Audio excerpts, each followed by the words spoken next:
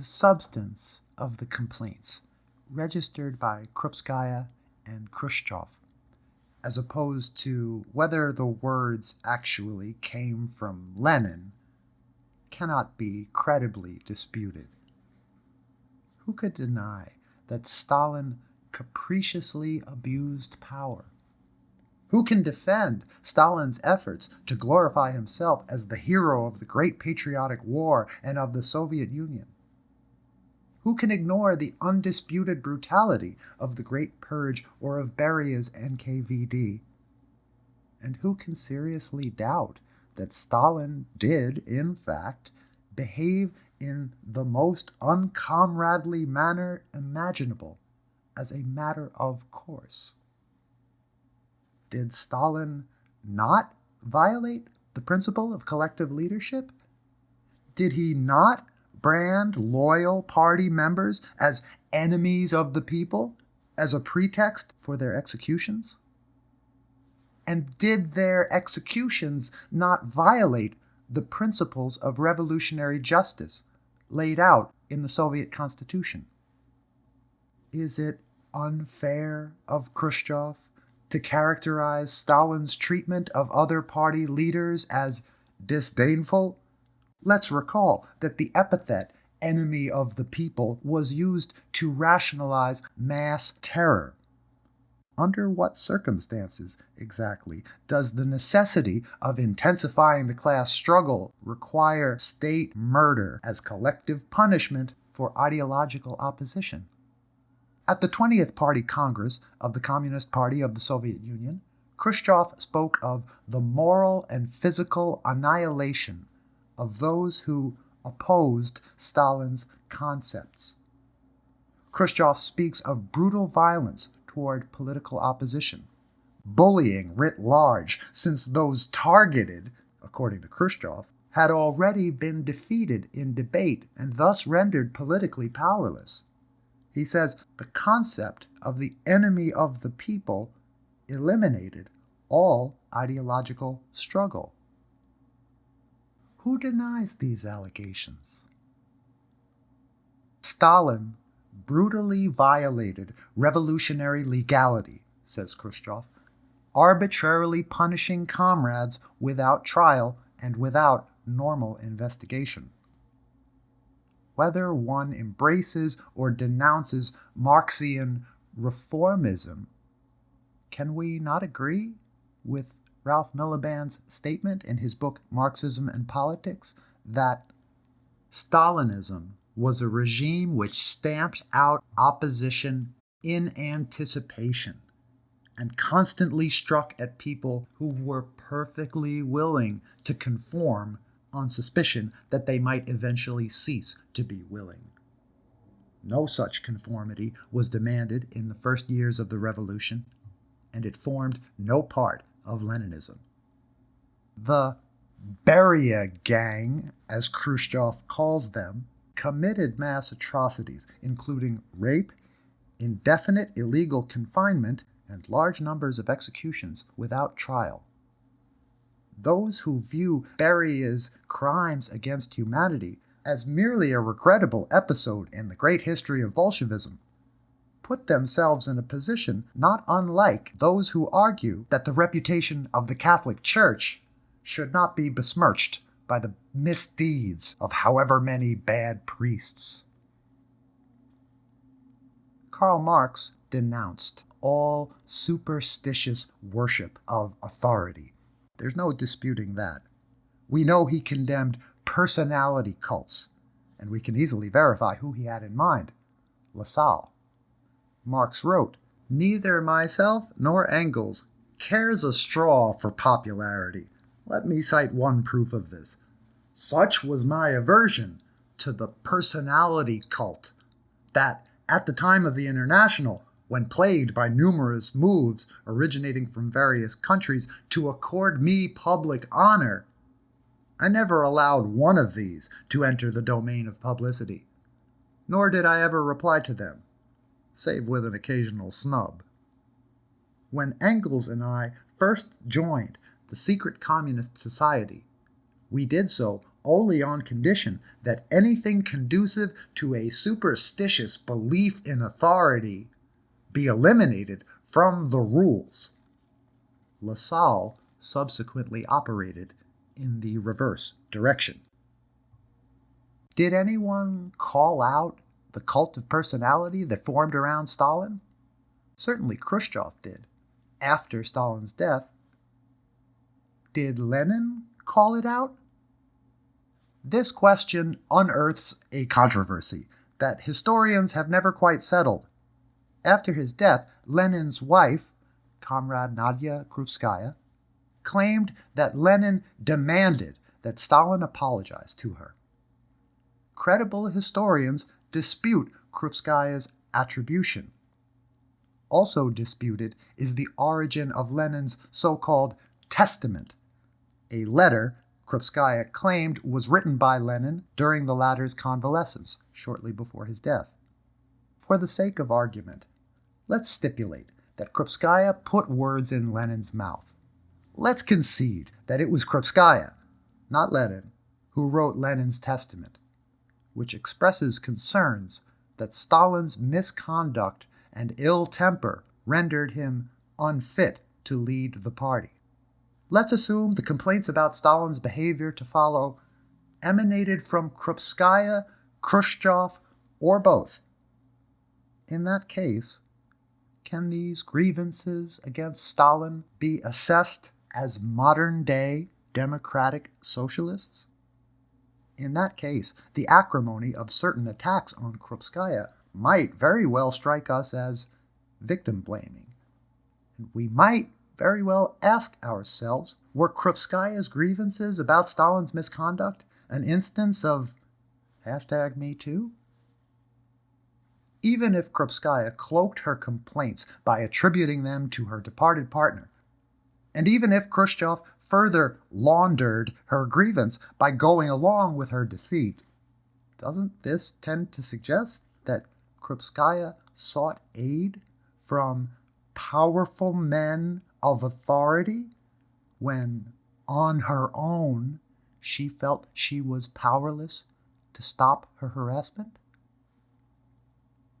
Personally, my understanding of democratic centralism has developed and evolved over the years.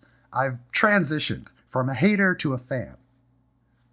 But what kind of democracy is it when umpteen years pass without calling a meeting of the party Congress? Imagine 15 years passing without a DSA convention. It's true, DSA is not at war, as the Bolsheviks certainly were throughout World War I, the immediately ensuing civil wars and transcontinental destabilization throughout Europe, and then World War II. But as Khrushchev points out, under Lenin, the party leadership convoked party congresses every year from 1917 through 1925. Even as the Third International, the Comintern, was establishing itself and the 21 conditions were being promulgated, these were effectively battle plans for a disciplined international workers' army. Even under those circumstances, the party upheld its democratic norms of internal ideological debate.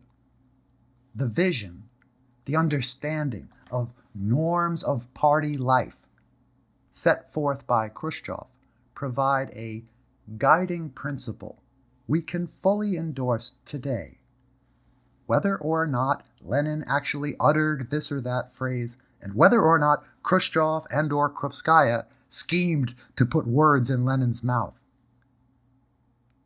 The guiding principle of party leadership, according to Khrushchev, /Lenin, /Krupskaya, is collegiality. Closely following are the principles of tolerance, loyalty, kindness, and genuine interest in people and in their well-being. Socialism, after all, is not just an economic system, although its realization depends on the abolition of economic competition between workers. If socialists do not succeed in creating a proletarian civil society, to lift a phrase from Mike Davis, if we do not bring forth a new humanity, as Franz Fanon might have put it, then we will not have achieved socialism. We will have only accomplished the economic equivalent of making the trains run on time. In principle, equitable distribution of goods and services could be achieved through the philanthropy of the bourgeoisie, or by the forcible cleansing of all those who suffer economic deprivation. Socialism requires, ultimately, the abolition of all economic classes, but equitable provisioning of goods and services in no way requires socialism. Lenin was no dogmatist, but as C.L.R. James once wrote, Bolshevism, Leninism, did have central dogmas. One was social, the idea that only the working class could prevent the collapse of society into barbarism. James says, "What I want to establish without a shadow of doubt is that Lenin never had as a central thesis of Marxism the establishment of the one-party state. His central concern was never the party. So as to facilitate controversy, I want to repeat, central to his ideas was never the party. Never, never, never. It was the proletariat and the work he believed it, and it alone, could do. He believed that the Soviet state opened out immense new opportunities for the immense new responsibilities placed on the proletariat. That was and is the central doctrine of Leninism, and to this, his ideas and activities about the party were strictly subordinate. Let us get that clear." Returning to Khrushchev's analysis of Leninism, and in particular on the norms of party life and collegiality, Khrushchev says, Lenin called for the most meticulous observance of all norms of party life. He called for the realization of the principles of collegiality in the direction of the party and the state. The guiding principle of party leadership is collegiality. Collegiality of leadership flows from the very nature of a party built on the principles of democratic centralism. This means, said Lenin, as cited by Khrushchev, the party's strength depends on its indissoluble unity with the masses. Only he who believes in the people, who submerges himself in the fountain of the living creativeness of the people, will win and retain power. Lenin advocated engaging in ideological struggle with comrades by convincing, educating, patient cooperation, and persuasion. Lenin demanded the most intimate party contact with people who had shown indecision or temporary nonconformity with the party line. He induced people to follow without using compulsion, instead relying on stubborn and painstaking education. Those who make mistakes, Lenin felt, should be patiently educated without the application of extreme methods. I suppose there's no sense in relitigating Krupskaya's grievances against Stalin. On the other hand, the statute of limitations, so to speak, will never run out so long as human beings still study history. Did Stalin really verbally abuse Lenin's wife over the phone? Did Comrade Joe really threaten Comrade Nadia with a weaponized control committee? These are questions for academic documentary historians, not for one little old commie in the wilderness like me. But even if nobody hears it, even if there's no administrative body that can now put things right by holding the leaders of the distant past accountable, I could still air my personal grievances. So long as the specter of the cult of the individual still haunts us, we as socialists must be ready to meet it unafraid with perennial exorcisms. Comrades, I submit to you one humble communist's grievance against Comrade Joe S. I know. This is a comically performative gesture. But if you have experienced organizing spaces in which cult-like conduct appears to be endemic, which is a very broad category, arguably including white supremacism, witting or unwitting, I'd like to share with you, in the video description, some links to resources for identifying and combating uncomradely, cult-like dynamics in political organizations. These resources were distributed earlier this year to DSA and YDSA chapters through the work of my late partner and beloved comrade, KCP.